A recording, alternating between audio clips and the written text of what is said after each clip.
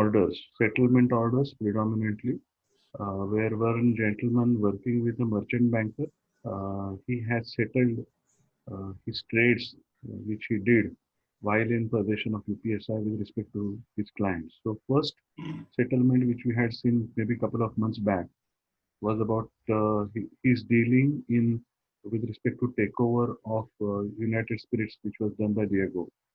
Then in last this week, that is on 23rd July 2020, he settled the matter with SEBI with respect to deal in terms of Pantaloons Retail's demerger and Aditya Birla Novo investing into it. In that deal, also the same merchant banking company was acting as a merchant banker, and this gentleman was involved in the deal, and he paid close to 50 lakh rupees as a penalty. And in Saint Gobain, where again same merchant banker were acting uh, as merchant bankers and gentleman was involved there, he has paid close to a crore rupees penalty collectively. He himself, his wife, his mother-in-law, plus profit disgorgement. So last to last, probably, we had discussed about webinar 10 was about PIT for fiduciaries and intermediaries.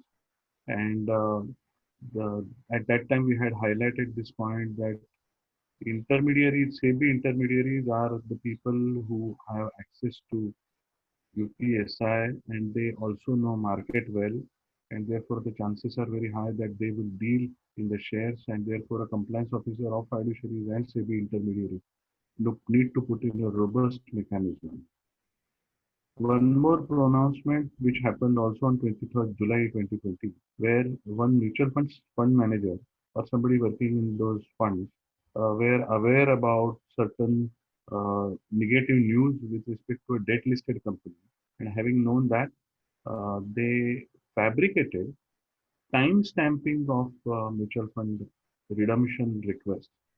And the one few of the people ensured that their redemption request goes on an earlier date.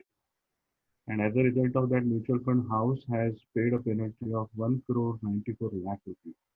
Timestamping is one essential feature which our SDD, that is Structured Digital Database, should have. And any tampering anybody does, or if that facility is fabricatable, for example, an Excel sheet or not a software which can be easily tampered in terms of timestamp, it can drag companies into such a big soup, is something which I wanted to highlight. One more circular with respect to SEBI had issued on 24th July, that is yesterday, where they have asked depositories to set up a mechanism whereby, apart from NDUs, lien, negative lien, and such other encumbrances also needs to be recorded in depository system, and they have given 1 month time to depositories.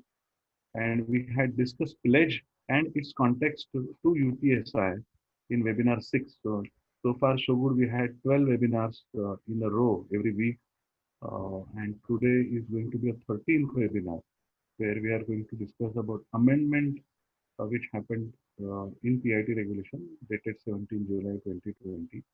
And although there are not many amendments in this context, but it's more than 1 hour discussion content. Let me tell you, my friends who are attending here. Before I move to the 17 July 2020 amendment, let me also share with you wherever there are insiders in the company at senior position, for example, CEO or WTD or a CFO who are involved and who are charged by SEBI in insider trading. I have increasingly observed a trend that those people have stepped down from their position. One CFO has been asked to go on leave and settle the matter with SEBI to come clean sheet. So he has been asked to go on leave for 3 months.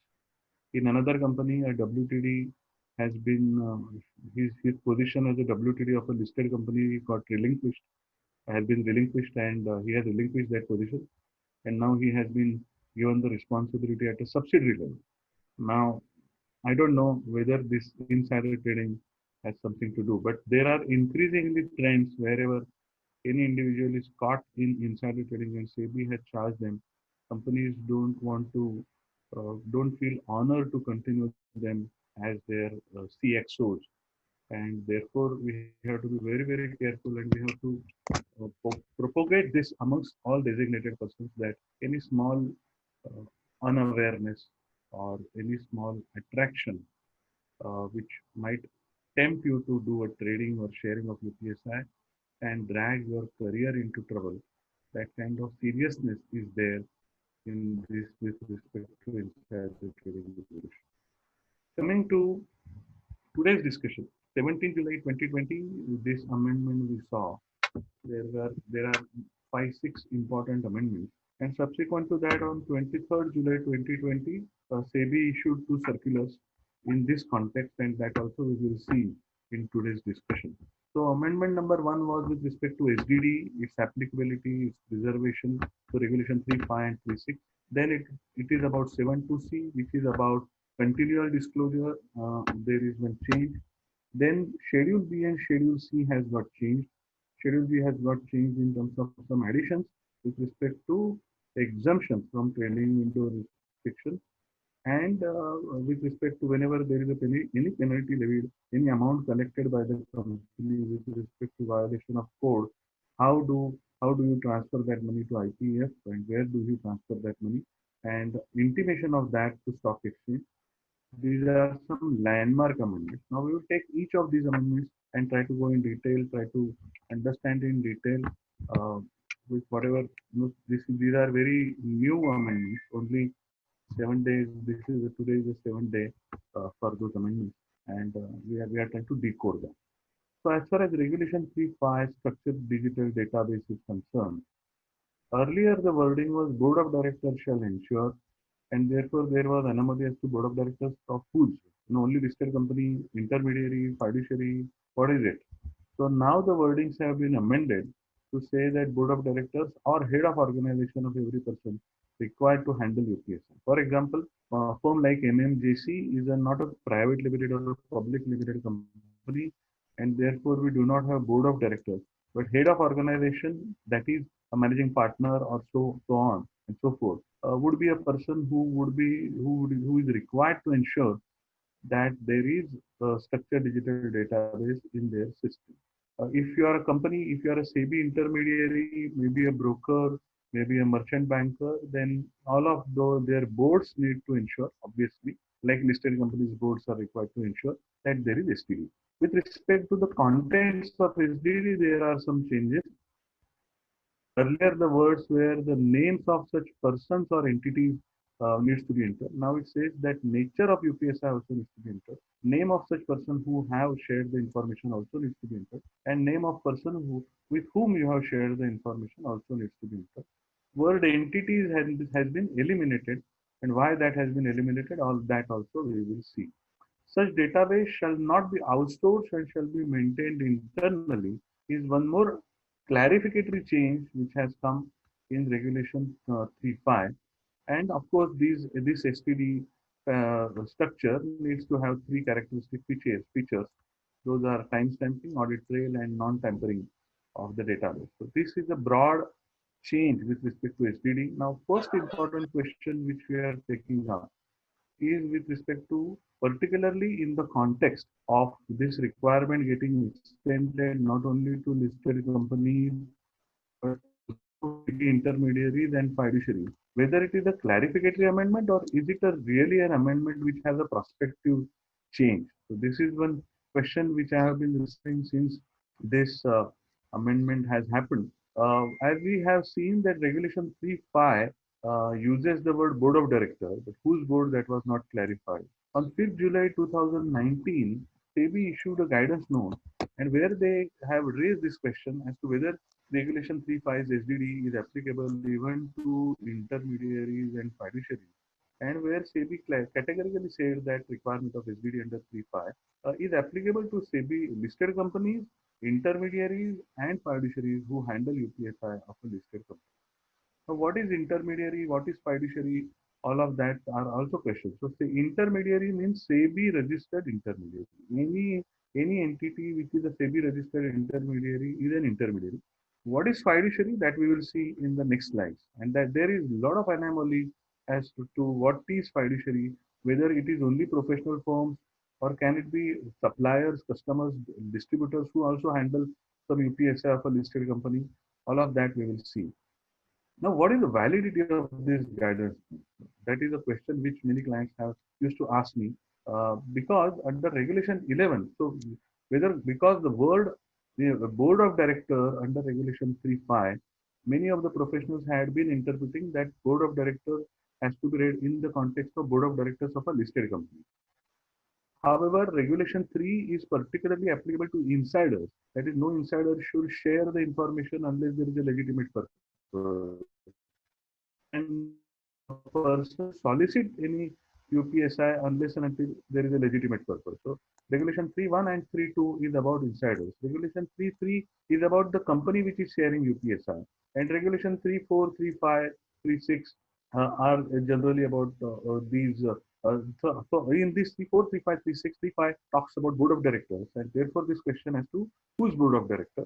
So let's remember that 3.5 was not very clear that board of directors of a listed company, and therefore there was an ambiguity which got settled in a guidance note on 5th July 2019. So it is binding. Reason number two, Regulation 11 of PIT regulation gives power to SEBI that in order to remove any difficulties in interpretation of application of provisions of these regulations, SEBI shall have power to have issue direction through guidance note or circular. So these are not guidance note, guidance note. It's not an advisory. It's not a discretionary advice. It's a direction in by way of guidance note. And therefore, 5th July 2019 onwards, at least, that ambiguity with respect to whether it is applicable to non-listed companies who handle UPSI, that was settled, but still people have been raising question as to what is validity and all. But I think Regulation 11 makes it clear that this guidance, which is clarifying ambiguity, is as good as regulation, and it is SEBI's direction coming under Regulation 11, and therefore it is undoubted. Now, the next question is, who is fiduciary? Whether every person who handles UPSI and fiduciary are the same? Now, that is a question if you have to understand or if you have to analyze. We should refer to Regulation 9.2, explanation to 9.2, and a note just below 9.2. So let's read it carefully. The board of directors or head of organization of every other person who is required to handle UPSI. So why every other person? Because 9.1 is talking about listed companies. And 9.1 is talking about listed companies mandating their board to ensure that there is a code of conduct as per Schedule B. And 9.2 refers to board of directors and head of organization of every other person who is required to handle UPSI. Why other person? Other than listed company, whoever has to handle UPSI in the course of business operation shall formulate a code of conduct. Now, what does it mean is anybody, maybe a critical technology provider, or maybe a critical service provider, or a significant supplier or a distributor, even can be considered as person or entities falling under this category. Now, after this 9.2, there is an explanation which is inserted, and that's why this fiduciary word. Now, if you remember, if you look at 9.2, it does not use the word fiduciary. It comes only in explanation to 9.2. It says that professional firms such as auditors, and then they go on to say that auditors or resolution professionals or valuers, and then the last say comma comma comma bank. Now, bank is not a professional firm, but still they have covered that in this explanation.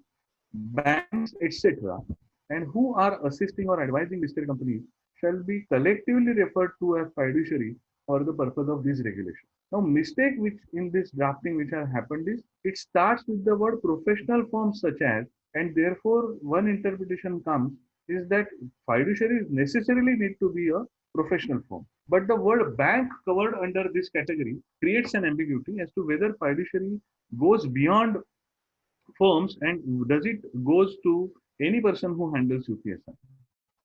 Now, to understand this, we need to read note given below explanation under Regulation 9.2. This says that this provision is intended to mandate. Now, this is very important line.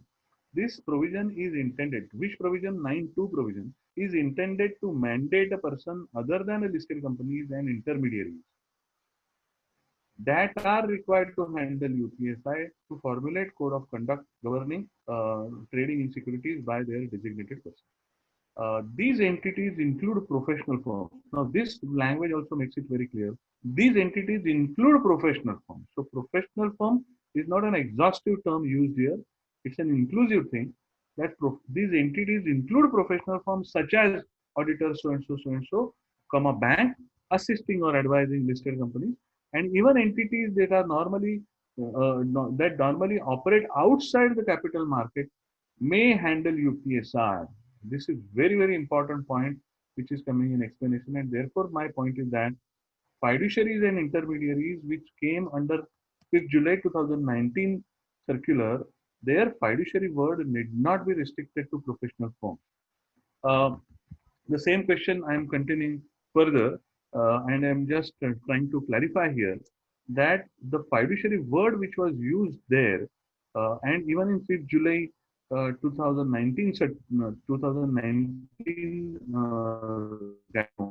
although the word used was listed company, intermediary, and fiduciary are required to maintain SDD. But from this explanation and from this 9.2, it appears that this is not restricted. Fiduciary word is not restricted only to professional firms, and it extends to non-professional firms also. One very important point which I have highlighted in the webinar 10, that PIT regulations are applicable to all the practicing company secretaries, chartered accountants, lawyers, merchant bankers, registered valuers, and so on and so forth, who are handling UPSI of a listed company.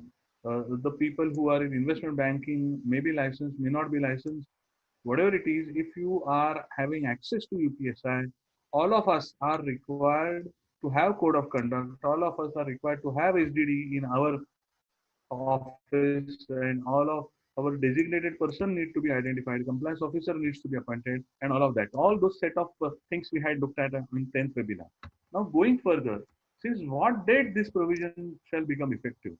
Now, whether this provision shall become effective from 17th July 2020, which when Regulation 3.5 was amended, or should it become effective from 5th July 2019 when the guidance note was issued, or should it be effective from 1st April 2019 when Regulation 3.5 came into existence? In my view, guidance note did not came out with a new rule. It just clarified the position, and therefore this provision is effective from 1st April 2019, and therefore all the professionals, all the intermediaries, fiduciaries, consultants, all of them are necessary, is mandatory for all of us to have SDD and comply with all the insider trading compliances going further. So this was on from what date it becomes effective.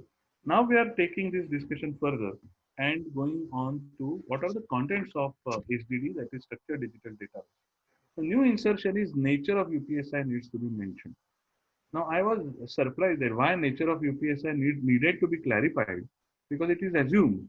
However, I received some calls from some corporates where they were asking that can I still do away with the nature of UPSI from my SDD. That means there are platforms, there are softwares which companies have implemented where nature of UPSI was not appearing in the SDD, and therefore these questions are coming to me, and therefore I thought that I will highlight this. Just check if you have implemented SDD whether your SDD is covering nature of UPSI or not. If the nature of UPSI is getting covered, the next question which comes in mind of CEO and in the mind of designated person is as to whether I need to mention each and every information. For example, if I share tomorrow, I share the expense details with respect to financial result to auditor, then I share some depreciation details, then I share some related party details. All of that will be categorized as separate UPSI, or all of that can be considered as the information which is shared with respect to financial result for ABCD period. So in my view, it was very clear that it is about a broader UPSI which is required to be mentioned, and each and every mail or each and every piece of information which you share with the person did not be updated in SDD. This was fortunately clarified in ICSI's guidance note, which was released on 10 January 2020, where there is a Q&A that is it mandatory to record the required details of SDD every time any such information shared with the auditors? So one-time recording of such details in SDD would be sufficient with the period of sharing till the information becomes public. So Till what time it is there, that also needs to be mentioned. And once it goes to public, it no longer remains a UPSI. So in content, each and every item did not be entered into. However, a broader category needs to be entered into. This one important principle has one exception, and which we saw in India Bulls case and PC Jewelers case. What does it say is that although you have one UPSI in your system, some subsequent development in that UPSI, which will give rise to a new UPSI. For example, in India Bulls Ventures Limited, the first UPSI which got generated was that listed company's subsidiary was trying to raise funds. The listed company's subsidiary, listed company was trying to dispose of that subsidiary.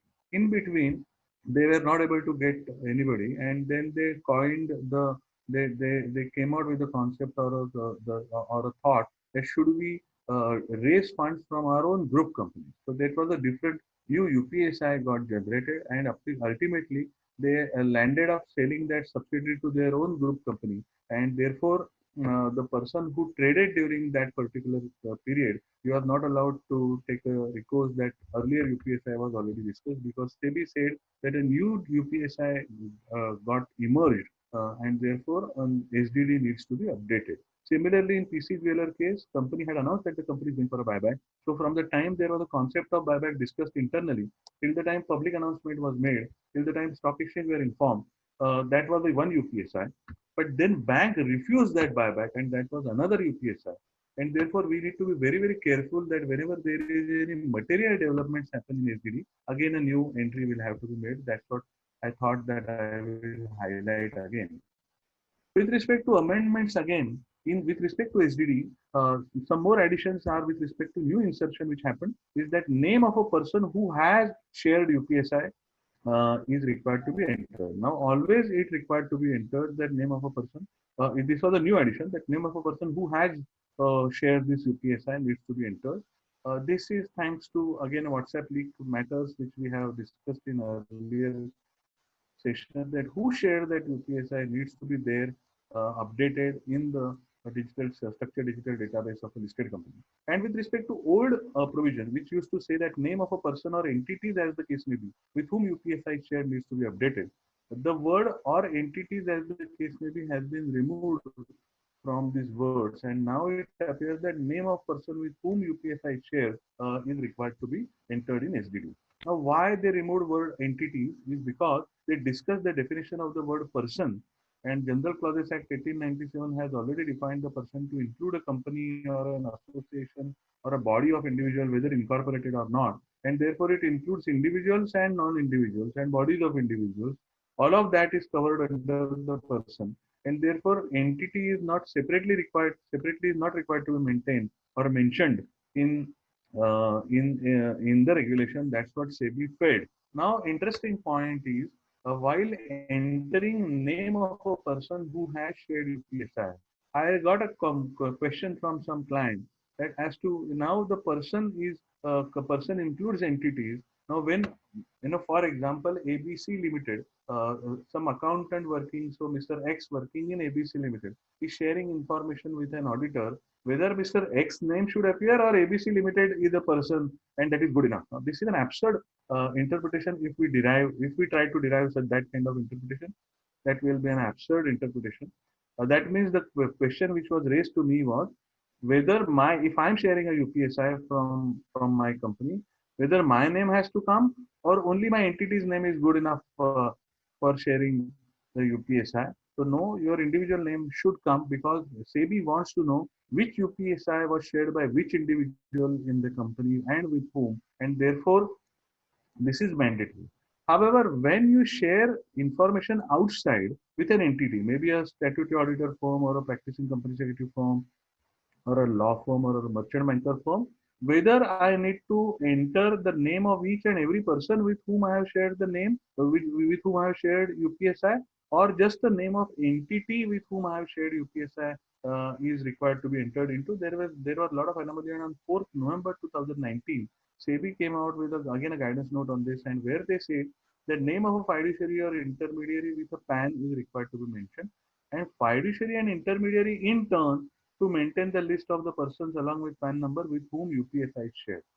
That means, for example, if Axar Digital, if had it been a listed company, for example, if Axar Digital is sharing UPSI with their auditor, that is MMJC, then Axar Digital will write that MMJC Associates LLP, for example, is a secretarial auditor with whom we have shared the information. And MMJC in turn will have to have their own SDD where they will say that from MMJC who received this UPSI from Axar Digital, and then after receipt of that information, with whom all this person shared this information, and then that needs to be tracked separately in the SDD maintained by the fiduciaries and intermediaries. That means when you are sharing outside, the name of entity needs to be mentioned, but whoever is sharing, that person's name needs to be mentioned and not just an entity name. If you just mention Axar Digital as the entity name who is sharing with MMJC Associates, it will be completely clueless, kind of a useless kind of a database which SEBI or investigation agencies will not appreciate. So this is one confusion I thought I will clarify.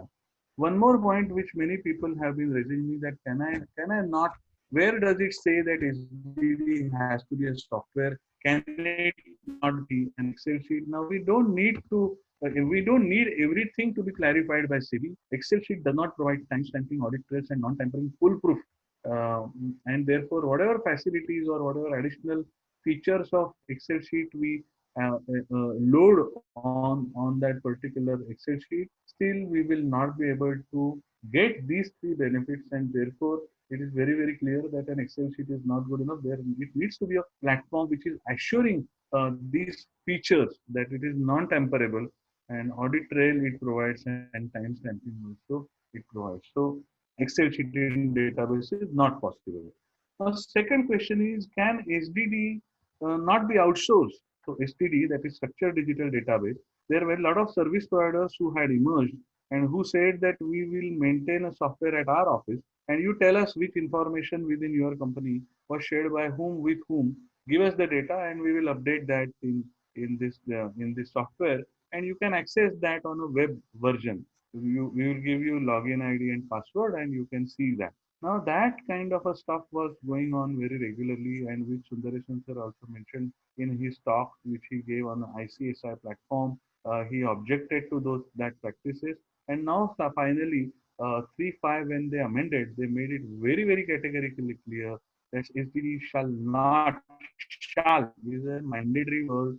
It is not may, and therefore shall not be outsourced and shall be maintained internally only. Now, some people have also asked questions on this as to whether it cannot be outsourced. That means the software also I need to develop internally, or can I avail it from somebody? So I think the platform is not a question. The question is UPSI, and UPSI cannot be outsourced. That UPSI based the platform cannot be a web-based platform which is maintained at some by that particular service provider, and that information is also feed in by that service provider. That is banned in this 3.5 amendment, which is clarificatory amendment. Actually, there was no need for such clarificatory amendment even, and it is not about banning purchasing software from somebody, but it is about banning of making entries, which is basically banned from this particular amendment. This is my view on this particular outsourcing concept. Timeline for preservation of SDD. This provision came under Regulation 3.6 as to what are the timelines for maintaining. And before this regulation came in, ICSI guidance note had recommended, which was again same guidance note, which was released on 10 January. They had recommended that it should be maintained permanently, and we had a lot of deliberations on this as to whether it can be so stringent of permanent maintenance. However, ICSI thought that it should be permanent. Why, I will narrate to you in a while when we'll go to the next slide. But as of now fortunately, SEBI has eased that pressure from the corporates, and now SDD is required to be preserved for a period of not less than 8 years. So after 8 years, it need not be preserved. However, there is a carve out we say that in the event of receipt of an information from SEBI regarding any investigation on enforcement proceeding, the relevant information in SDD shall be preserved till the completion of such proceedings. And this is the reason why it was a question mark as to whether ICSI can even put some guidance on timeline. And I will share with you some dates which will tell you why this apprehension was there, maybe in ICSI's mind. That in Aurobindo Pharma case, the UPSI of 2008 and 2009, SCN, that is show cause notice, was issued in July 2018, so after 10 years. Bank of Rajasthan versus ICICI Bank, event date 17th May 2010, SCN, that is show cause notice of leak of UPSI, was issued on 26 June 2018. AstraZeneca 2002-2004, show cause notice issued in 2017. Manappuram matter of 2013, March 2013, SCN issued in June 2016.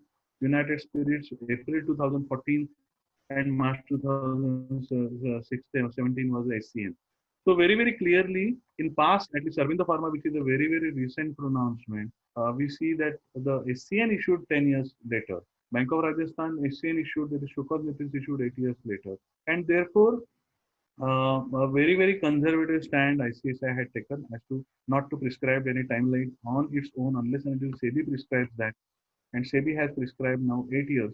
And SEBI has also said that if the inquiry starts, for example, Bank of Rajasthan versus ICICI, we merger with ICICI Bank, there were multiple cases, and those multiple cases, one case once settled, whether I can go ahead with the discontinuation of SDD. I will give you one more insight into this. Look at SpiceJet case. First, an order came in December 19 when independent directors matter was there.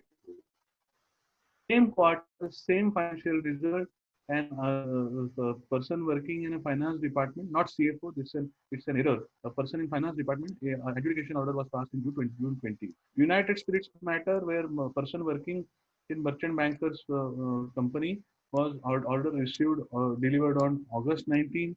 Then business development manager of acquirer order delivered on January 2020, and order with respect to business development manager, in-laws of business development manager, that is relatives of business development manager of acquirer, issued on June 2020. So there are multiple orders, and therefore one needs to be very careful about what is the completion of the inquiry or investigation, because SEBI had said in its amendment that in the event receipt of an information from SEBI regarding an investigation or enforcement proceeding, the relevant information in SDD shall be preserved till completion of such proceeding.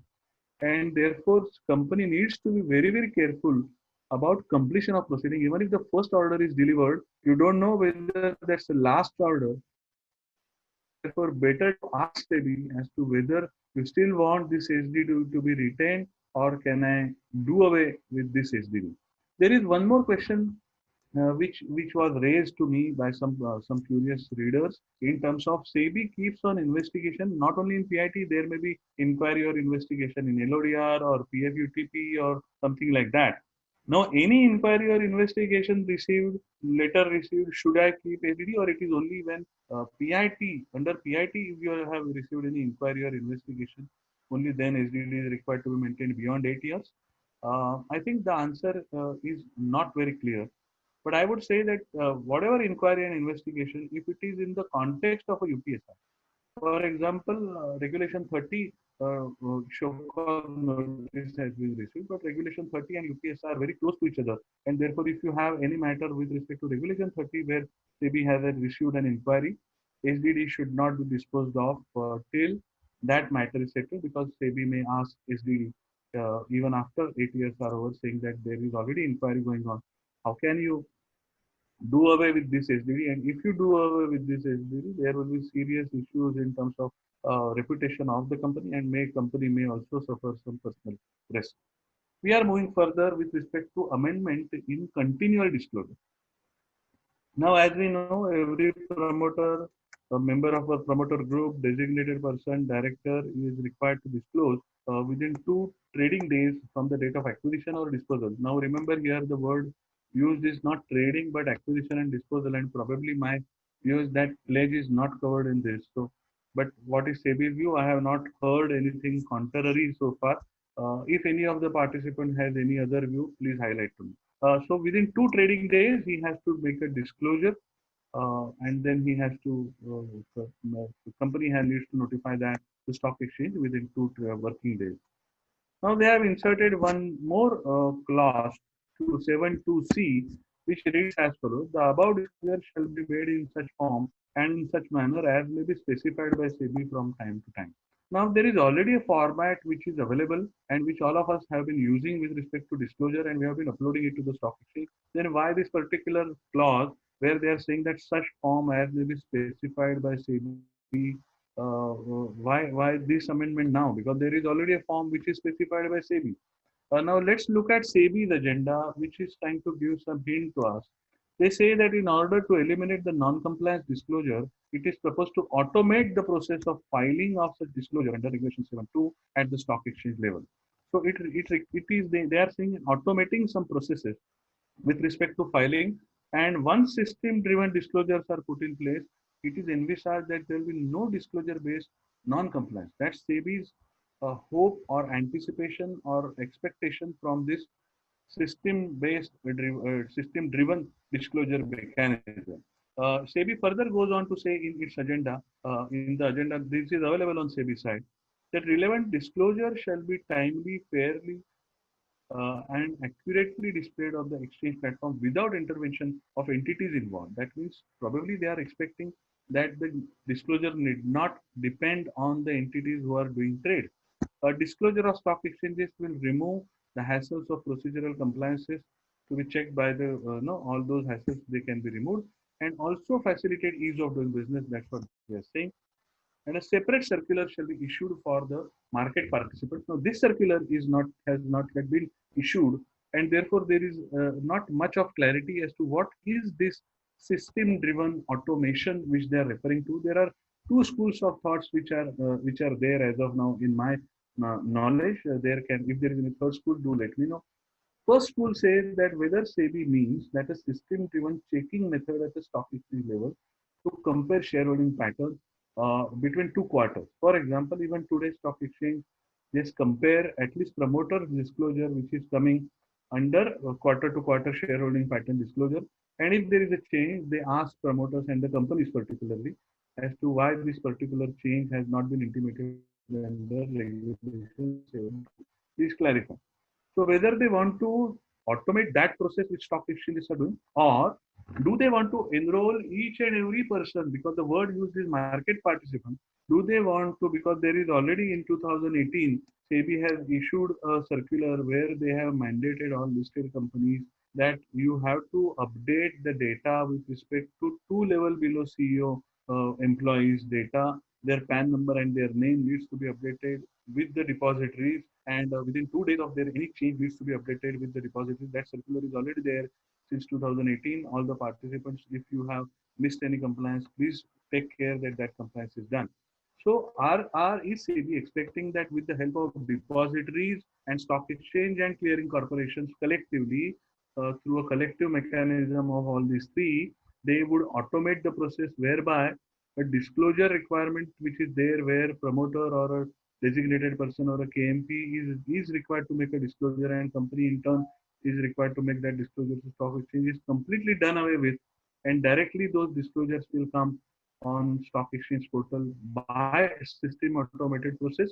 This is something which is unknown, and we have to wait for this SEBI circular.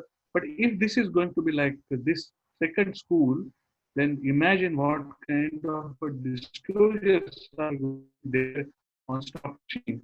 And we need to propagate this amongst all designated persons that look, the system is far robust at the regulator level. And if you miss any disclosure, because a compliance officer will not come to know about any trade position which your designated person has taken if he has settled before Friday, because the majority of the companies rely on Friday to Friday beneficial ownership post data, and then they reconcile, and then they talk to designated person that look, this disclosure is not made.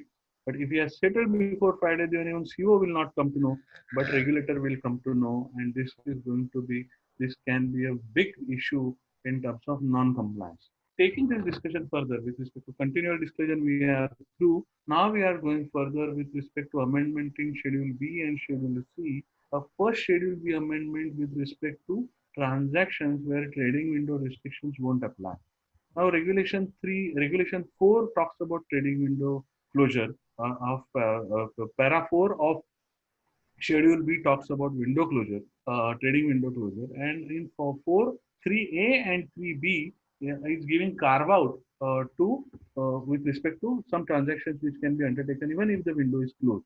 So 4.3a, and this I had discussed some time back probably when we discussed about pledge, that transaction specified in proviso to 4.1, Roman 1 to Roman 4 and Roman 6, and in respect of pledge of shares for a bona fide purpose of the, for example, for raising funds, subject to preclearance by the compliance officer. So what it means is transactions which are appearing in proviso to 4.1, that is Roman 1 to Roman 4 and Roman 6, those 5 transactions can be done by the designated person or the person who is holding UPSI by taking pre-clearance from the compliance officer during window closure period. So this is 4.3a.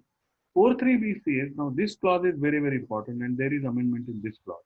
4.3b says, transactions which are undertaken in accordance with respective regulations made by the board, made by the board, such as actually the board means Securities and Exchange Board, not Board of Directors. So transactions which are undertaken in accordance with regulations made by SEBI, such as acquisition by conversion of warrants or debentures, or subscribing right issue, or further public issue, or preferential allotment, or tendering of shares in buyback, or open offer, or delisting offer. Now it does not end with etc. Uh, Now there are certain transactions like OFS where there is no separate regulation but which are coming under SEBI circular. And therefore this amendment happened in 4.3b where they have added word or transactions which are undertaken through such other mechanism as may be specified by SEBI from time to time. Now, what are these other mechanisms which may be specified by SEBI? Before that, what is SEBI's agenda? Let's look at that. What they say is offer for sale, that is OFS, is a method used for sale of shares through a stock exchange platform, and SEBI has laid down a detailed process with respect to OFS. OFS is carried out in accordance with the regulatory framework laid down by SEBI, but those are not coming under regulations. However, there is no specific mention about OFS, and therefore it will be appropriate to include OFS and any other transactions which are undertaken through such other mechanisms as may be specified from time to time. So there is no regulation which is talking about OFS, but there is a mechanism which SEBI has provided under Regulation 11, under Section 11 of SEBI Act. SEBI has come out with some mechanism, and two such mechanisms has already been notified by SEBI on 23rd July, that is day before yesterday, 23rd July 2020. By circular, they said that under Regulation 11.1 of SEBI Act, under Section 11.1 of SEBI Act, and the regulation 4.3 and regulation 11 of PIT regulation. Regulation 11 is an umbrella provision which gives power to SEBI to remove difficulties, and 4.3 is also in similar way. And this is the first time I am seeing that regulation 4.3 is used by SEBI to issue such circular. They say further that trading window restrictions shall not apply to offer for sale, that is OFS, and right entitlement transaction. This right entitlement transaction related circular came very recently on 22nd January 2020, whereas with respect to OFS, there are series of circulars since 2012 till 2018. These circulars are there. So what now SEBI says is uh, these these mechanisms which are specified by SEBI will be out of trading window restriction. Now, one more point with respect to this question comes is this, that with respect to this 3b, which I am here, it is referred, the word used is such as, okay? Transactions are undertaken in accordance with respect to regulations such as. There are some regulations which are not there. There are some transactions for which there are regulations, but which is not appearing here. For example, ESOP. A designated person exercising ESOP under an employee stock option regulation, employee share-based employee benefit scheme regulation. So there are regulations, but this is not appearing here. Now, is it exhaustive list because the word is not etc. here, or whether the such as word means that it is inclusive? Now, if you look at SEBI's guidance note on PIT regulation, which was issued on 4th November 2019, the question which was raised is whether requirement of pre-clearance is applicable for exercise of ESOP, and SEBI categorically said that ESOP being exercised issued under SEBI Share-Based Employee Benefit Regulation 2014, exercise of such stock option is covered under the clause 43B of regulation of Schedule B of PIT regulation. That means such as word here is an inclusive term. This word such as, which is appearing here, is making this list inclusive, and any regulations which are framed by SEBI for a transaction would fall under exemption. That's what SEBI's intent appears as per this, because the ESOP word is not appearing here, but ESOP will not require pre-clearance under 43A, but it will come under 43B, although ESOP regulations are not mentioned in 43B because words such as is an inclusive statement. Now, logically, the question comes is when they say that such other mechanism as may be specified by SEBI from time to time. Now, whether any mechanism which is specified by SEBI will be eligible for this exemption, or SEBI will come out with a separate circular for each of the item which is getting exempted, was the question in our mind. When my research team and we discussed, there were two views in our office that probably SEBI should come out with a circular as to which mechanism they want to exempt. And then the other school of thought was they may not mention each and every mechanism. All the transactions where SEBI has provided a mechanism, all those transactions can be considered as exempted. That was the second school, and we were waiting as to how do you conclude. Fortunately, SEBI came out with this circular of 23rd July 2020, where they have covered only OFS and REs, and there are other mechanisms which are, in my view, there are mechanisms which are as per SEBI circular. For example, there is a mechanism where lending and borrowing of securities also happen. That is securities lending and borrowing mechanism, which is issued by SEBI. This is also a mechanism issued by SEBI by way of circular. So securities and lending and borrowing mechanism, under that, if somebody creates lends or borrows securities, whether it will be out of trading window restriction. And to this, HDFC had long back, HDFC Securities, I believe, had raised one question to SEBI, and SEBI had categorically said that trading window restriction will be applicable to the transactions which are under securities and lending borrowing mechanism. And since on 23rd July 2020, SEBI came out with a list of transactions which are under those specified mechanisms which will be falling under exemption. That means every time we have to look out, we should be on lookout to observe as to which of these mechanism is SEBI specifying in terms of PIT regulation. Other mechanisms, we should not presume that since there is a SEBI specified mechanism, therefore it will be exempted. Such kind of conclusion or interpretation we should not take is what SEBI's conduct is telling us. Fortunately, they came out on 23rd July, and that's why I could share this conclusion on 25th. I'm able to share this conclusion on 25th July as of now. The confusion was specified means what? Exemption to be specified or the mechanisms which are specified. So all mechanisms which are specified by SEBI are exempted, or specified mechanisms which are again specifically specified as exempted by SEBI will only be exempted. That was the question. Fortunately, 23rd July circular clarifies this. Now, taking this our discussion further, Sunilji, I may need 10-15 more minutes to conclude. Take your time. Take your time. Then we can open for Q&A session. Although there were only 5-6 amendments, but you can look at the complexity and the nuances. The so many angles to it.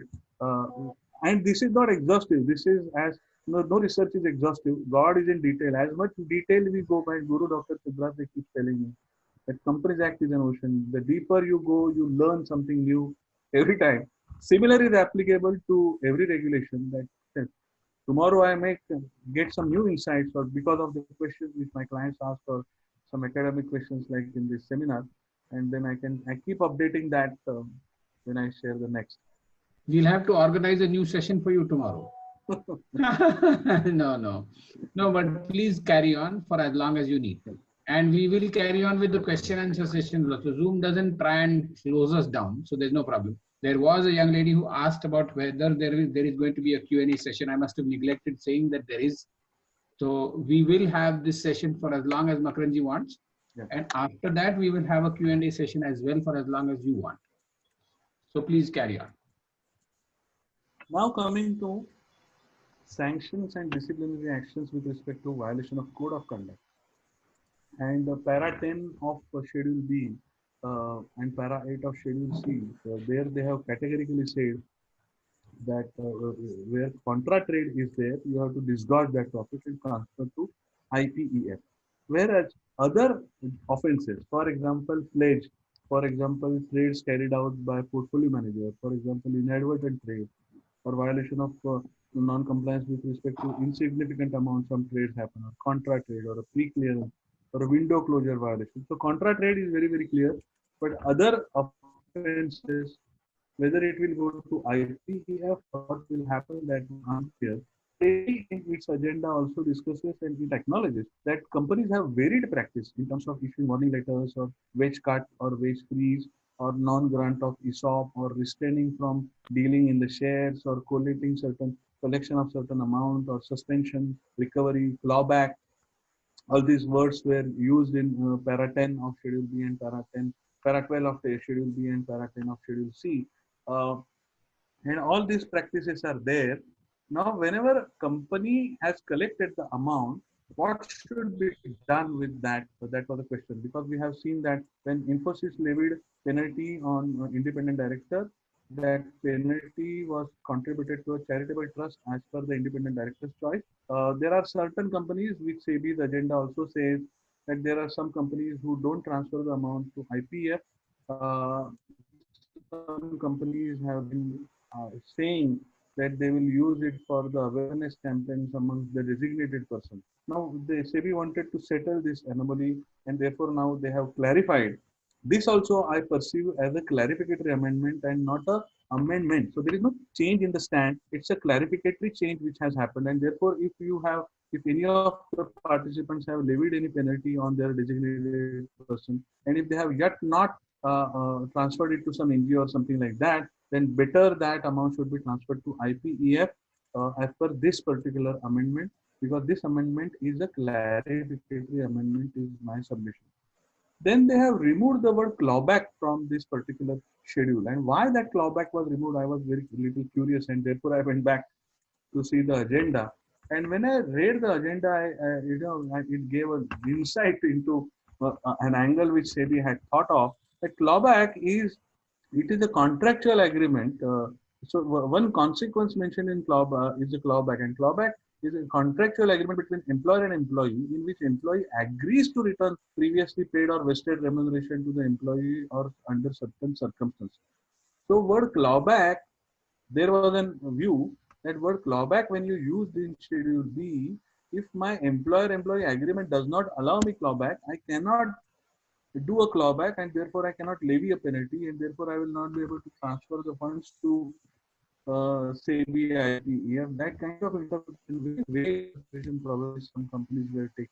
And therefore SEBI has settled that, removing clawback, saying disgorgement. So if you find any employee making profit by contra trade, or if, even if there is no contra trade, if he was possessing a UPSI and he purchased share and therefore he made a notional profit, or he was possessing UPSI which was negative and therefore he sold shares in window closure and he saved some loss, then that money needs to be disgorged and should be transferred to IPEF, and therefore they removed the word clawback and has retained the word uh, disgorgement only in that. And this is the bank detail which SEBI has provided in terms of IPEF. The bank, it is a Bank of India account where Bank of BKC. These details are available in the e-form. This also came under 23rd July 2030 SEBI circular. Also, these particular details appear. Now, whenever there is any violation of code of conduct, earlier the violation non-compliance was required to be reported to SEBI. There was a lot of confusion about this earlier. What happened is till July 2019, when SEBI came out with the format with respect to violation, with respect to disclosure of violation of code, companies have been taking a view that violation of code is not violation of regulation, and therefore I will not inform SEBI. Although this matter was settled long back in AdLab's case, where Mr. Shetty was a director and he had dealt in the company's shares when the window was closed, and SEBI said that you traded when the window was closed, and therefore it's a violation of code, and you should have informed that. So it was very well settled in that AdLab case that violation of code is violation of regulation. However, people were taking a view that violation of code is separate and violation of regulation is separate, and therefore a compliance officer need not inform violation of code to SEBI. That view was persisting, that view was existing largely amongst the corporates before 2009. That anomaly SEBI settled in July 2019 circular, where they said they came out with a format in which you have to inform about any violation of code to SEBI. Now they have further amended that by 23rd July 2020 circular, and they say that they have revised the format a bit also, and now they say that this intimation should be given to stock exchanges, and this intimation is required to be given not only by listed companies but also by fiduciaries and SEBI intermediaries also. And fiduciary includes non-professional firms who handle UPSI. Therefore, I thought that this was very, very amply clear. Those participants who had attended webinar 10 and even today. Now, it also uses the word, there is no timeline mentioned, but it says that you should inform promptly to stock exchange. Now, what is promptly? That is unknown. That is a matter of curiosity. Whether on happening of violation of code or after company taking action promptly. Now, if you look at the data report format, it asked for action taken by the listed company. It also asked about the details of transfer made to IPEF. And therefore, looking at the format, it appears that after the violation has been done, once the board reviews it, and then after board reviews whatever action, or the audit committee reviews it, and then whatever action is taken on that individual, and the profit or the penalty amount, whatever, is disgorged, and all of that getting transferred to IPEF, that also needs to be mentioned in the report which is going to SEBI, which is going to go to stock exchange now. And therefore, promptly word here probably means after company taking action or taking decision with respect to that violation, only then probably this disclosure has to go. Otherwise, there will be twice the disclosure will go. One on at the occasion when compliance officer notices that non-compliance, and when he gets convinced that there is a non-compliance, and other when company actually takes an action. Two kind of declarations or disclosures can also go, or one disclosure after company taking action can also go. My view is that probably the format indicates that immediately after company concludes on what is the action to be taken, and if there is a penalty to be levied, a penalty amount collected and disgorged, transferred to IPEF, then this intimation can go to stock exchange. Intimation about violation of code of conduct.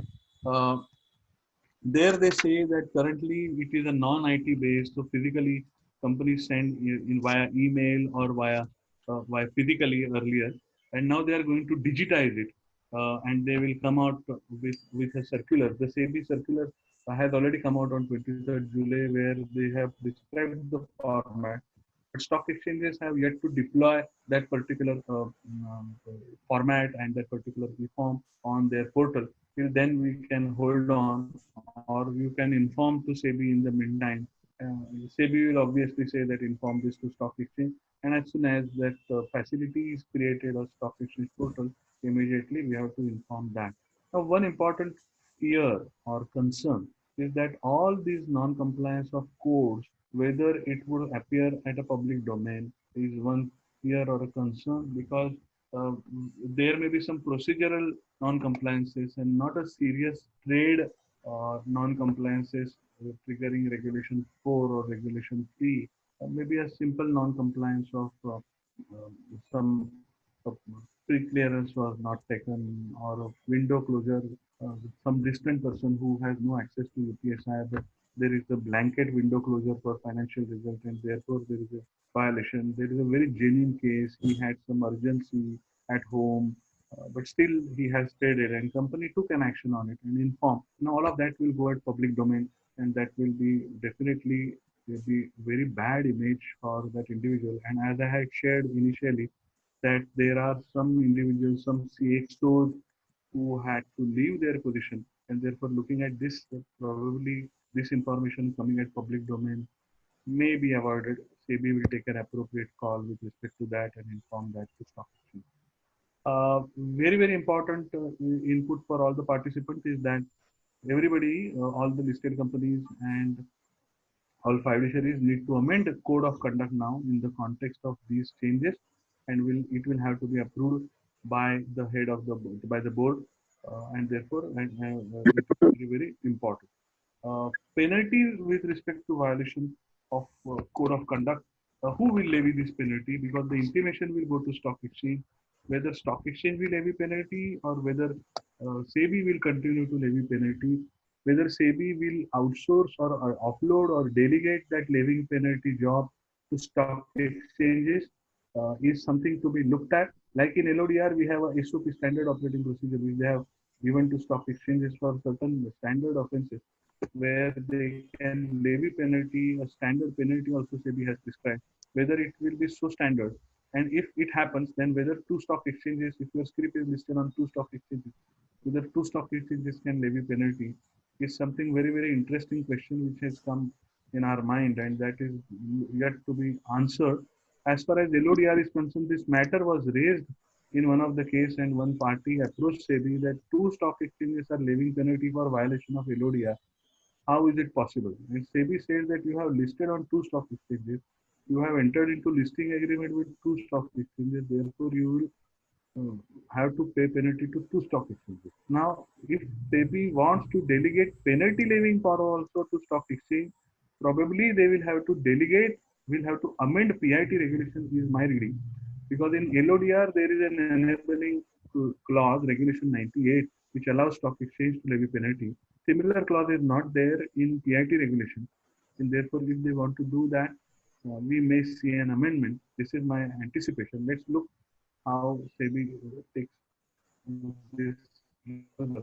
And this is it as far as these small amendment document of 1.5 page of the discussion, and we can still continue with the Q&A. That's it from my side. Thank you very much. No, this was very enlightening, and I'm sure everybody has benefited from it, from this particular speech. Let me just do one thing. You mentioned about the categories of UPSI to be recorded in the UPSI tracking and in Nature the of UPSI UPSI. recording. Nature of UPSI. So I'm just going to go back to my screen, and since I happened luckily to have that particular screen on my presentation, I'm going to quickly come to that particular screen, and I'll illustrate very quick what you were saying. Okay, here we go. These are the 5 categories of UPSI that are prescribed in the regulation itself: financial results, dividends, changes in capital structure, changes in key managerial personnel, mergers, demergers, acquisitions, etc. Now, how do we record this? Okay, am I getting? 1 second. Let me, here we go. This is the screen. Yeah, this is the screen where we are essentially able, I had hidden the screen, that is why it's basically not becoming possible. To demonstrate it, here we go. This is the screen where we share the UPSI, and as you can see, details of information shared, details, date on which information shared, person shared with, and category of UPSI is expressly required and provided for within Insider Lens, including purpose for which information is shared. That also is as is mandatorily required under the regulation provided for, and that's exactly what you will get when you use Insider Lens. Having done my little bit of marketing activity, I will hand it back to Professor Joshi now and close my sharing for the moment and go ahead with the chat part of the story where I have a lot of queries today. Shall I start at the top with Arti's query on does this, yeah, is that okay? Makaran, can I start with that? Okay. Does this amendment supersede the FAQ provided by SEBI wherein it was mentioned that the company is only required to enter details of the organization or firm with whom UPSI is shared? Now it is mentioned that the name of the person with whom UPSI is shared. So should we discontinue entering the details of firms with whom UPSI is shared? Question mark. I'm What adding. SEBI has discussed in the agenda is that entity word is not adding any value because person includes entities. And therefore they have retained word person and eliminated word entities because person includes individual and entities both. So word entities removal does not mean that entity's name will not appear and individual's name will appear. This was only for the purpose of simplicity of language. This particular FAQ which says that when you are sharing outside, you did not mention the name of individual, but you need to mention the name of entity, still valid, holds valid, because that entity in turn maintains separate SDD, and in their record they will say that I received Mr. So and so in my company. So in actually logically speaking, in fiduciary's SDD, you require a entity or a person who shared the information, with whom the information was shared initially in the company, and then he shared with whom all. So there has to be a three-way, two connects which has to be there in fiduciaries SDD is concerned, and this FAQ still holds good because when you are entering the name of, when you are sharing UPSI with an outside entity, only entity name is required to be mentioned and not each individual names. That goes to handling of SDD at that level, that entity's level. So that FAQ is still valid. What should be the periodicity of reporting transaction in the SDD? She has said DSD, but that I'm sure she means SDD. SDD, yeah. UPSI may be shared on a daily basis. Please throw some light. Yeah. So as I had shared, UPSI SDD need not be updated for each and every line item information. For example, once you have shared the first cut, once the financial result first data is shared with an auditor, then he will keep asking different queries and you will keep providing him different data. That need not be updated in SDD unless and until it is completely changing the nature of UPSI. Otherwise, once you entered, that is good enough for the purpose of this SDD is my submission, and this is what is appearing in ICSI's guidance note also. However, as we have seen in PC Jeweler case or in Indiabulls case, if there is one UPSI and there is subsequent development which is changing the nature of UPSI completely. So earlier company had announced that it will go for buyback. Now you have received an information that your lender is not allowing you. That means you cannot go for buyback. Or in Indiabulls case, first they announced to the stock exchange that they are going to dispose of a subsidiary, and then they conceptualize the thought that now let's not dispose of, let's borrow in the subsidiary. Now it's completely changing the nature of UPSI. Then it needs to be separately updated. You cannot continue with the same SDD entry. Otherwise, one entry is good enough because then the SEBI knows that this particular information is with whom. Ultimately, we need to see what is the legislative history behind this amendment. Legislative history, to my knowledge, is WhatsApp leak, where SEBI could not locate as to this information of financial result was shared by whom, and within companies who all were involved in the financial result preparation process and at what date which data moved to whom is one. So if you look at any SEBI order or a SAT order, they first ask chronology. What happened? Which data was shared with whom? Or do you have, what is the validation of that? So SDD creates a proof any or a evidence when any agencies are inquiring into it. And from that context, we have to read all this. And therefore, each item need not be informed definitely, need not be updated definitely. And therefore, daily updation will not be required. Therefore, is my view. Yeah. May I? So one small clarification. Yeah, while the UPSI may not change, if the number of people whom you are sharing with changes in terms of enhancement by one of the current recipients into the another person. Yeah. So is that an addition that one must make or not? Yeah. Right, yeah, absolutely. Every day, every minute, if you add, then you have to keep adding that. So the number of people who are going to go on getting exposed as they increase, whether it's daily, hourly, it doesn't matter. It has to be increased. It has to be. Yes, has to be. Thank you, sir. Yes. Okay. Very. Thanks for identifying that particular. No problem. Yeah. So now, does PAN of person who shares UPSI also need to be maintained in SDD? Now, actually, designated person's PAN and everything is available in SDD, or it is available with the company, and it is already there in the system, and therefore SEBI has not asked again a PAN number of a sender to be recorded because it is anyway there. Meaning it was prescribed as a requirement when you created the nature of that person, right? I mean, you require to capture PAN, so it's not a. So just to highlight, Mangesh, I think has asked this question. Yes. Who is designated person? Who has access to UPSI is a designated person. Correct.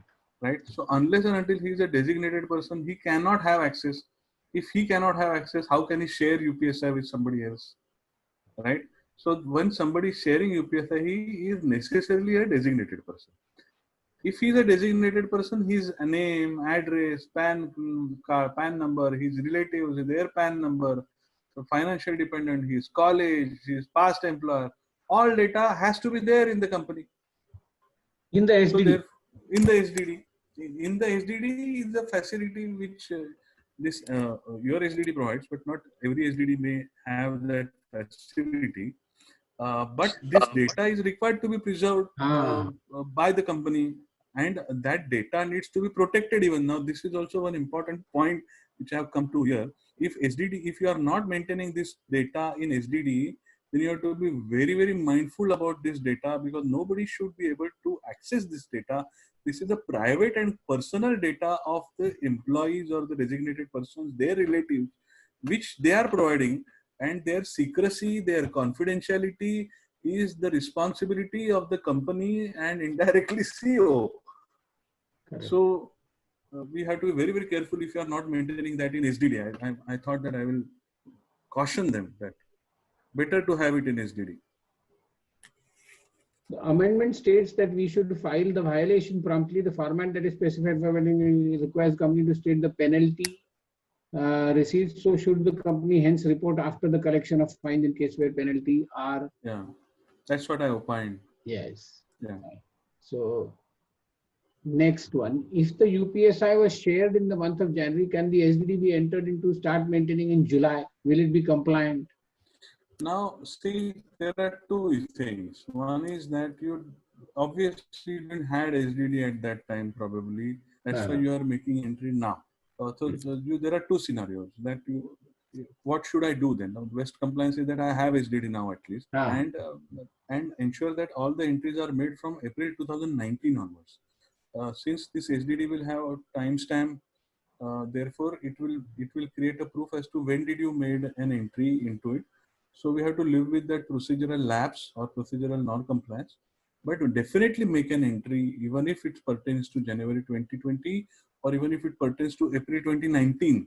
Ensure that SDD is updated is my submission. Is it a non-compliance? Yes, because this amendment came actually somewhere in December 2018 and became effective on 1st of April 2019. And therefore, theoretically speaking or strictly speaking, it's a non-compliance that the company didn't have SDD. But if you create a record, then at least SEBI would be satisfied to the extent that, okay, you have made all the efforts subsequently to see to it that you create all those database in the SDD. Correct. Then there is a question, should listed companies take confirmations from the intermediaries, fiduciaries that they have complied with SDD on the UPSI shared with them by the listed company? Better. this is what probably we discussed when we talked about CEO's role. We had 3 sessions on that, and there we had discussed that we should take disclosure, not only with respect to sharing of UPSI. So this, we should take a disclosure that they have not shared any UPSI unless and until entry is made in SDD. We should ensure, we should take a declaration that they have updated all the details of dependent relatives, this family, material financial relationship. Then there is nobody else other than those disclosed. We should also take a declaration that because your Friday to Friday Ben post only gives you data of what is happening and appearing on Friday. Right. And therefore you should take a declaration that I have not traded, I have not created pledge, I have not created, I have not done any derivative transactions and all of that, because derivative transactions are also covered under PIT regulations. That's what the intention is, which is coming under regulation 6 of PIT regulations. So this will never get captured in any system, and therefore detailed self-declarations are highly solicited. Wonderful. Next one. In case of notice sent to the person with whom UPSI is shared, do we need to confirm the receipt of such notice shared of the or the company is compliant only when the notice is sent without confirming the receipt? Good question. It's a good practice that you take a confirmation, either a written receipt or something like that. Law is silent about it. But if you create a proof that he has received, that will be a good practice, because ultimately the onus of serving notice on the person that you need to maintain confidentiality and not to trade is upon us. And therefore, it is a good practice that we take a delivery proof, delivery acknowledgement. There is one more question from Nutan, that in case company has been given login ID and password for SDD, and company secretary is authorized to administer that SDD, will it be treated as internal in-house SDD or not? Can I answer that? Yeah. Okay, I think what she is asking needs to be interpreted in two ways. It needs to be understood in two different ways. One is that SDD resident within the company's own set of IT infrastructure or owned cloud infrastructure, or is that SDD resident on somebody else's infrastructure? If it is resident on somebody else's infrastructure, then it is not an internal or in-house STD, because that STD has got, I mean, while the ID and password may be with the CS or the CO, control over the contents of that STD, since it resides on somebody else's hardware or infrastructure, can be available to other people with whom it ought not to be, which is the intent of this regulation.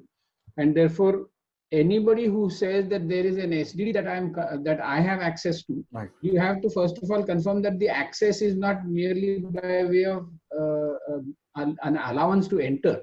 It is by way of ensuring that the SDD itself is resident on your premise or your hardware or your controlled cloud service. Very valid. Only then can it be said to be not outsourced. Else it will be qualified. Right.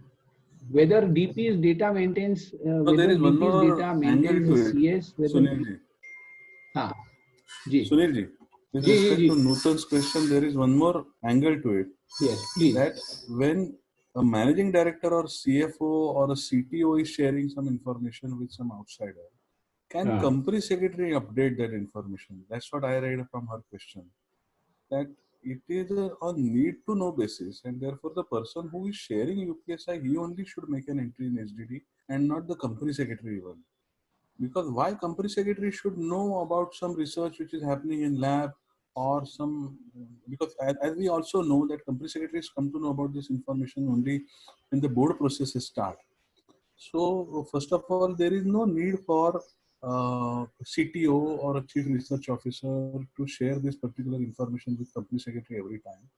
And ideally, it should be educated to DPs, and they only should update this. It's their responsibility, because without need, how can you share it? Even internally, the regulation talks very loudly that there has to be China walls, there has to be process of crossing China walls.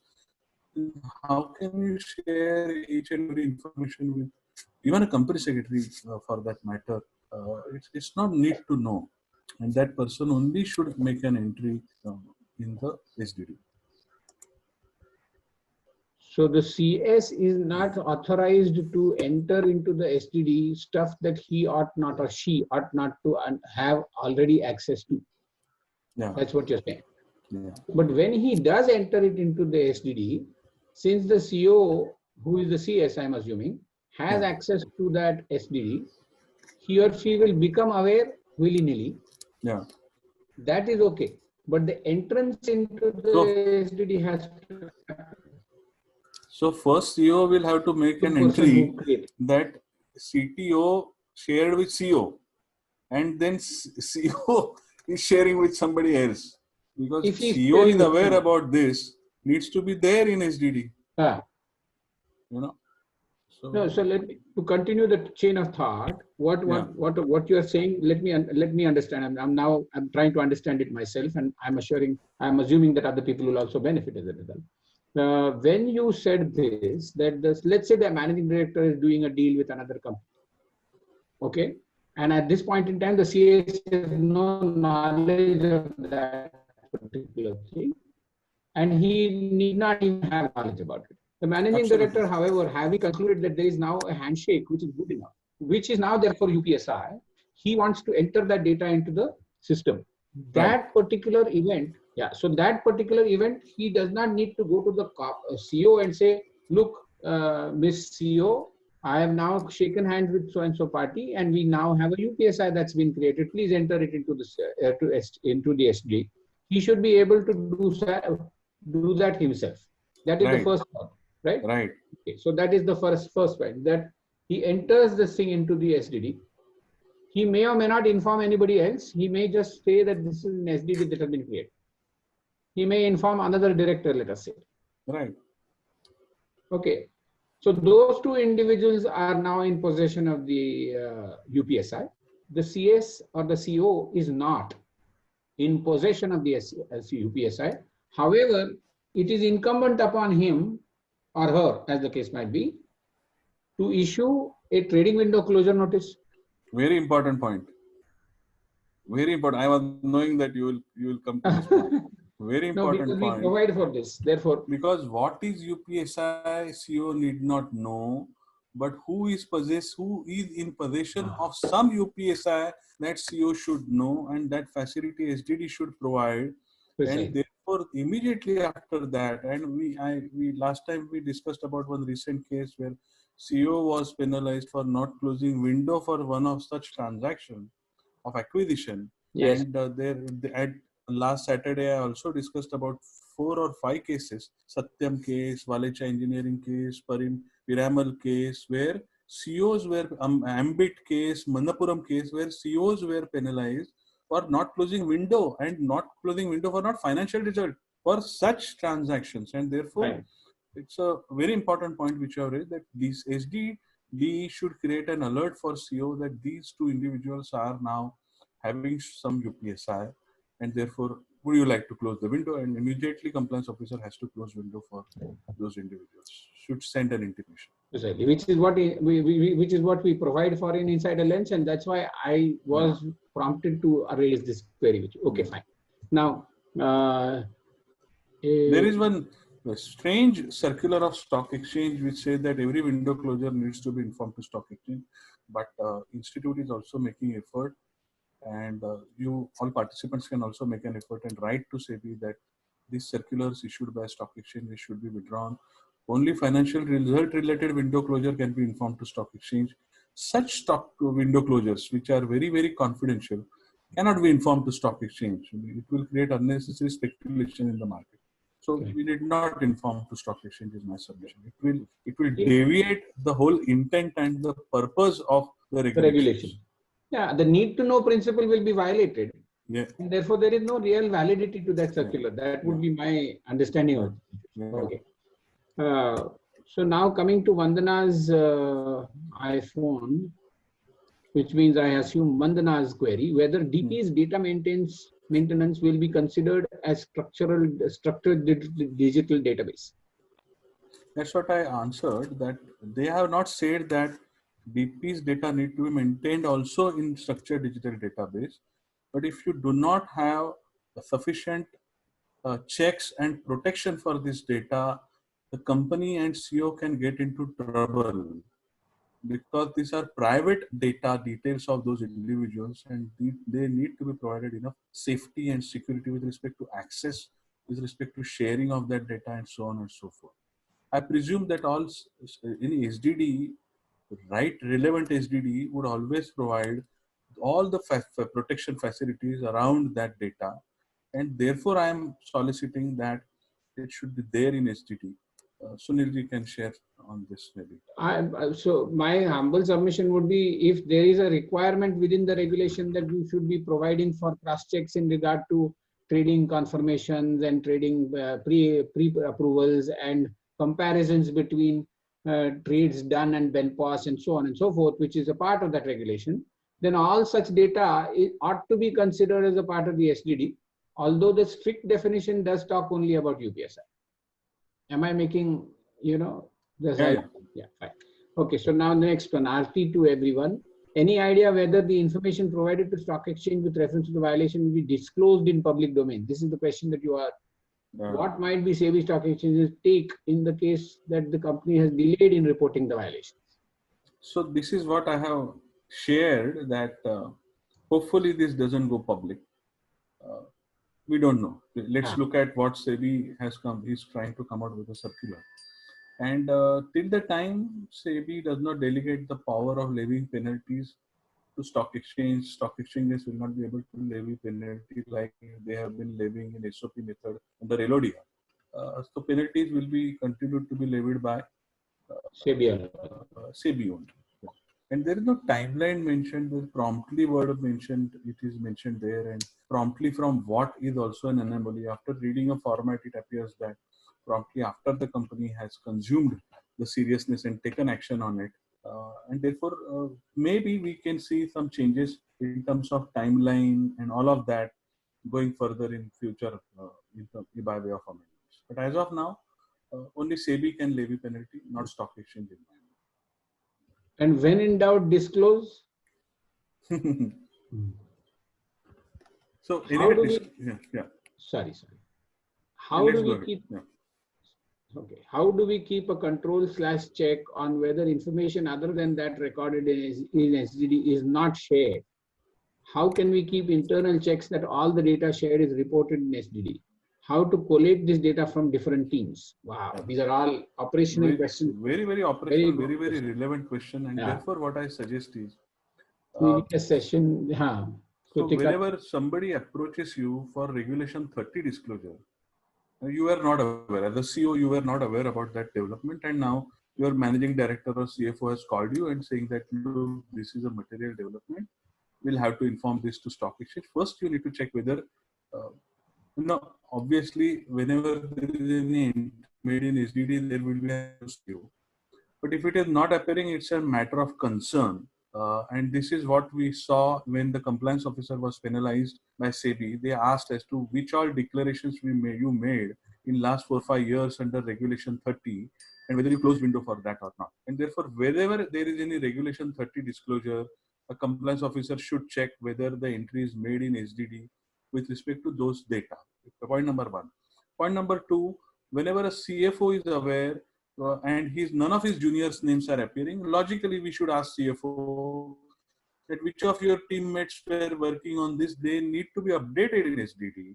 The SDD should know that they were aware about this information, and we should keep reminding them, keep educating them that this needs to be updated not only when you share the data externally, but also when you share the data internally with the team. And need to know basis is not only for external sharing, but also for internal sharing. So this is, you have to keep following up. Over and above that, taking a declaration which I shared a while ago will be helpful. So you are smarter than me, and you can coin much more such stringent processes around it, which will offer you enough safety, and document those processes. Because if SEBI comes to you and asks you as to what have you done if there is no entry in it, you should be able to demonstrate that, look, these are the processes I have followed, and after following that process, if this particular lapse has happened from a particular DP, of course, CEO will not be held responsible. Neither company will be held responsible. Only that individual can be held responsible if you are able to demonstrate those processes. But also, yeah, so Yeah. one of the key requirements is that the CEO should undertake training of the DPs, and if possible, organized training with, a proper sort of an agenda which makes them understand and helps them appreciate how that particular SDD can be utilized and updated by them. Yeah. Many companies take proper tests. Yes. The foreign banks have tests that they have internal code of conduct and processes. They take yearly or bi-yearly tests as to how good you have understood all those internal processes. You cannot bunk those saying that this is nothing to do with me. So regular training, it should be part of induction program as far as new recruits are concerned, and thereafter also continuous training, at least once in a half year kind of a training should be there to the designated employees, designated person. Like we have familiarization program for independent director, and disclosure of that to the website. SEBI may come out with similar disclosure requirement even for DPs, saying that how good you are aware about your responsibilities in terms of PIT regulations, at least in particular. Yeah.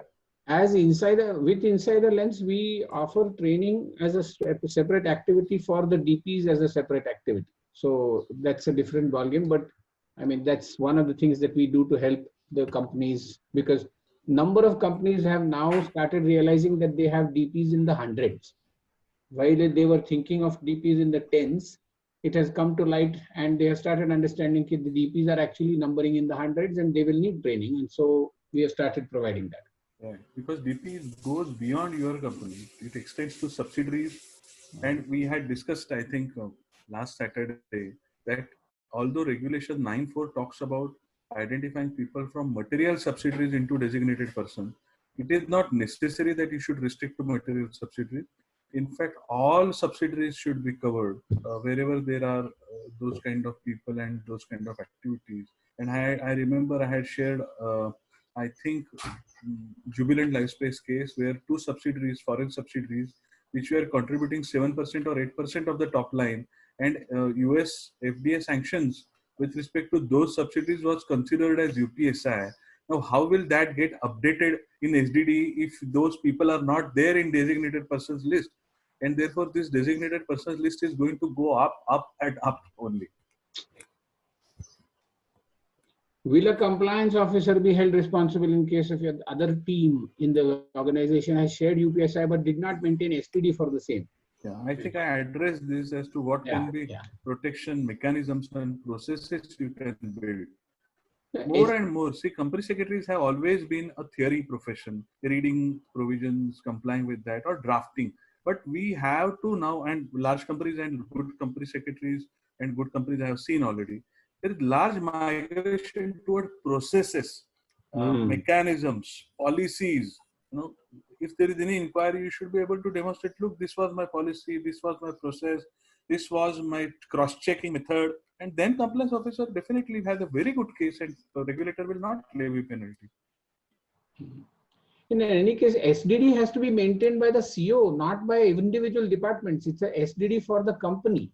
Right, so but if obviously, for example, if CEO is disclosing Regulation 30, disclosures under LODR, and the same UPSI is not mentioned anywhere in SDD, and CEO cannot say that, oh, I was not aware, I just made a disclosure. CFO gave me this intimation and I informed the stock exchange. SDD was a responsibility of DP, and therefore I did not look at it. That argument will not sustain in that case, because SEBI will ask that, boss, you are ultimately responsible for entire code. Correct. Yeah. Do I need to get the revised format of SDD approved by the board? Do I need to note it in a board meeting as the CEO? Yeah, it has to be revised and it has to be approved. Lot of financial and other data is shared with banker when a company goes for term loan in ordinary course of business. So that data sharing also need to be updated in SDD. Yes. If it is not publicly available, if it is price sensitive, this needs to be updated. Only bank name and PAN number is good enough. Subsequently, it is bank's responsibility Correct. to maintain and protect that data. Correct. Is company obliged to track PAN number of immediate relatives or DPs, or is it okay to track only PAN numbers of DPs through RTA? What is RTA? Register and transfer agent. So My they, God. they provide Friday to Friday beneficial ownership post position. Compliance officer has to track as per regulation 9(1) designated person and immediate relatives also. Yeah, and it is to be maintained internally inside the database, which is inside your shop, not with the RTA, if I may humbly submit. Yeah. You need to be sure that wife or spouse name is not excluded from immediate relative. If somebody wants to say that my wife or my husband is financially independent and therefore he is not immediate relative, don't allow them to do that. Spouse is definitely an immediate relative. As far as other relatives are concerned, we need not be police. Is my submission. A self-declaration from a DP is good enough for us to rely on that. But once that data is available with us, we need to track the trades done by those immediate relatives. Final query.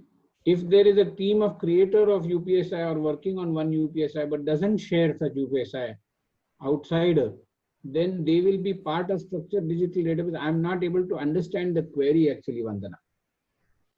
So Yes, if there you, is a team of creator of UPSI or working on one UPSI but doesn't have to share it with outside. So what she is saying is there is no outsider with whom this UPSI shared. Okay, it is only finance department or only research department is aware about this particular UPSI. Whether it still needs to be updated in SDD, yes, it has to be updated. even if within the same department, two people have got the information, it has to be It has shared. to be updated.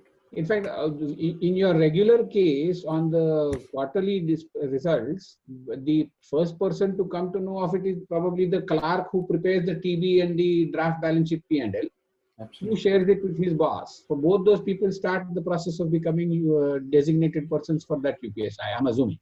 Yeah. Great. I think Great. we've had probably our most marathon session today. Mm. It's 5:47, which is close to 2 hours since we began. Yeah. Yeah. So if there are no more queries, I would like to call halt to the situation unless there are any more queries. If there aren't any now, then I will bid all of you a very happy weekend and convey my